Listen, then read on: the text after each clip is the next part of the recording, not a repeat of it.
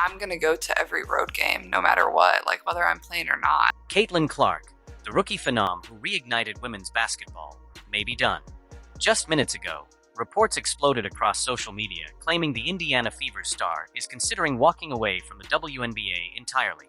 The same player who transformed empty arenas into sold-out spectacles is now at a crossroads that could shake the sport to its foundation. Fans are scrambling for answers. Teammates are silent. And league executives are bracing for the biggest loss in WNBA history. But what pushed her here? Was it behind-the-scenes drama, relentless media pressure, or something deeper? Something the league doesn't want you to know? Tonight, we uncover the untold story behind Caitlin Clark's shocking decision. And the truth could rewrite her legacy forever. From the moment she stepped into the WNBA, Caitlin Clark wasn't just a player. She was the heartbeat of the Indiana Fever. She ended a 7-year playoff drought in one season, posted numbers most veterans chase for a decade, and single-handedly pushed the league into the mainstream.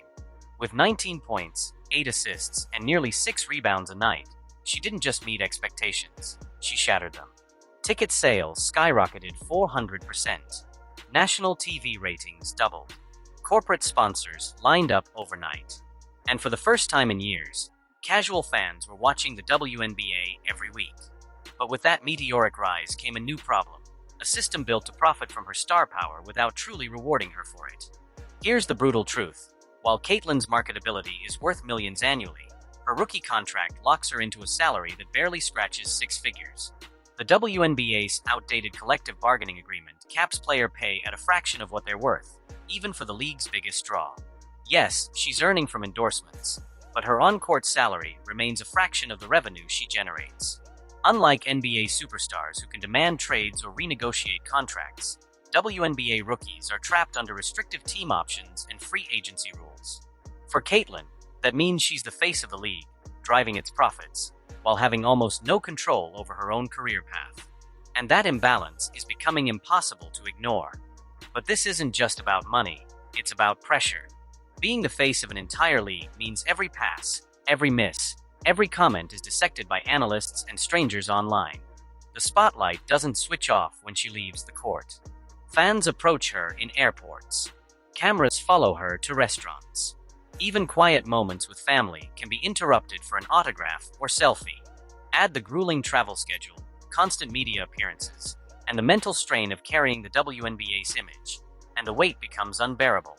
Behind her smile, sources say, Caitlin has been quietly wondering if the game she loves is worth this relentless microscope. While the WNBA offers prestige, overseas leagues are offering freedom and big money. Teams in Europe, Australia, and beyond are willing to pay Caitlin far more than her current contract. Throw in housing, private travel, and a less invasive media culture. Over there, she could still compete at the highest level, but without the suffocating obligations of being the WNBA's sole lifeline. For a player in her prime, the prospect of higher pay and more personal space is tempting. And if she makes that move, the WNBA could lose not just a star, but the very force driving its current popularity. By mid-2025, the tension was reaching a breaking point. The gap between Caitlin's true value and her actual paycheck had grown into a canyon. Every sellout crowd, every million-view TV game, every headline she generated, all of it padded the league's bottom line while leaving her locked into the same outdated rookie deal. Legal experts began calling her situation unprecedented, the most valuable player in women's basketball history, held in place by a system that hadn't evolved to match her impact. And for Caitlin, it became a question of principle. Why should she stay silent while everyone else cashed in on her name? Inside the Fever organization, Caitlin's fame became both a blessing and a curse. The marketing team rebuilt campaigns around her. Ticket sales depended on her presence. And while that fueled success for the franchise, it also created quiet rifts. When one player becomes the center of everything, from team strategy to sponsorship deals, relationships can strain. Teammates feel overshadowed, and coaches face pressure to prioritize the star above all else. For Caitlin, this wasn't just basketball anymore. It was a balancing act between leading the team and protecting her own mental well-being.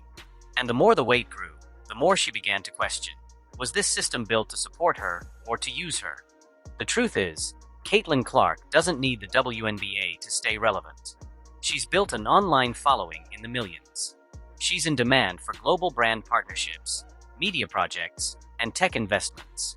Other female athletes have already taken similar paths, stepping away from competition to pursue business and creative ventures. Caitlyn's platform is even bigger. That means she could walk away from the court tomorrow and still command a career worth millions, with full control over her image, schedule, and priorities. For the WNBA, that's the nightmare scenario, because her departure wouldn't just leave a gap. It could collapse the momentum she created. By the summer of 2025, Caitlyn's life was no longer just games and practice. It was a non-stop performance. Every win became a league victory. Every bad night felt like a crisis for women's basketball.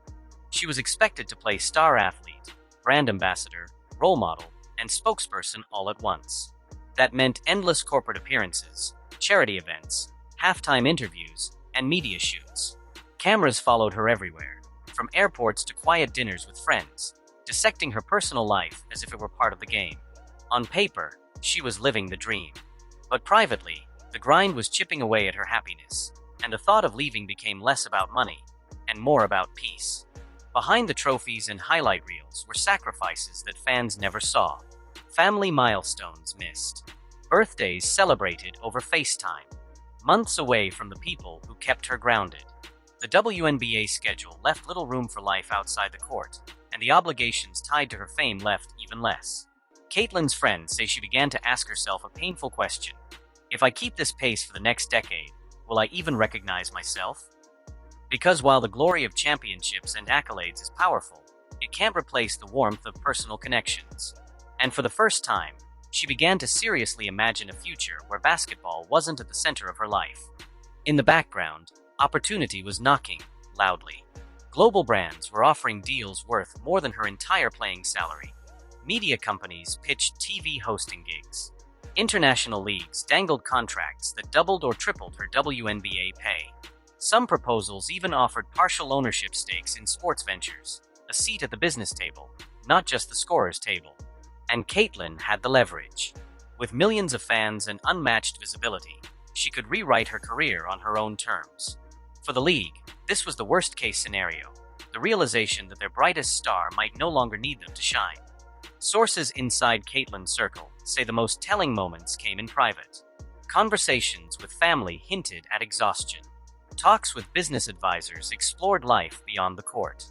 One source claims she even met with former players who left the league early to understand what life after the WNBA could look like. These weren't random thoughts. They were steps in a process. And if she decided to act, the shockwaves wouldn't stop with her team. They would tear through the league's ticket sales, TV contracts, and sponsorship boards. The question wasn't just, will she go? It was how much damage will it cause if she does? Behind closed doors, league officials are already in quiet panic. Losing Caitlyn Clark wouldn't just be a PR hit. It could cripple the financial momentum the WNBA has built in the past 2 seasons. Networks might cut broadcast deals. Sponsors could pull back. Ticket sales in cities far from Indiana might plummet, because when Caitlyn's in town, arenas sell out. When she's not, they don't. And here's the dangerous truth. The WNBA hasn't developed another star with the same pull. Without her, the league's growth curve could flatten overnight. They know it, and so does she. The unanswered question isn't whether Caitlyn Clark can still dominate on the court. She can. It's whether she wants to keep doing it under the WNBA's terms. Terms that limit her earnings. Terms that bind her to obligations she didn't fully choose. Terms that turn her into a symbol first and a person second. She's not walking away because she can't handle the game. She's thinking about walking because she's done letting everyone else cash in on her name while she waits for the system to catch up. That's not quitting, that's reclaiming control. So here we are. The face of the WNBA, the player who brought millions of eyes to women's basketball, is standing at a crossroads. One path keeps her inside a league that hasn't matched her value. The other opens doors to freedom, bigger opportunities, and a life on her terms. Whatever decision she makes will ripple through every arena, every network, and every boardroom that has built itself around the Caitlyn Clark effect. And maybe, just maybe, it will force the WNBA to finally ask itself, if you can't keep your brightest star, what does that say about the future of the game? The clock is ticking, and all eyes are on Caitlyn.